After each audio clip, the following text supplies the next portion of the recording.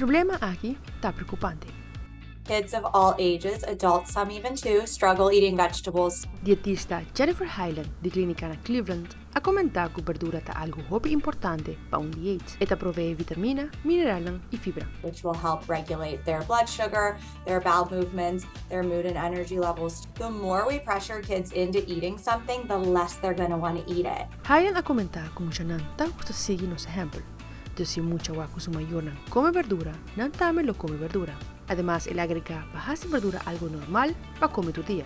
Así, es Muchanan sa que tu día no lo haya verdura de la comida. Just put a piece or two of something on their plate and do that every night repeatedly so they start to learn, hey, this is normal, this is what we're having, everyone's trying it together. Y para Muchanan más grande, él a comentar, purva explica para qué verdura está algo esencial.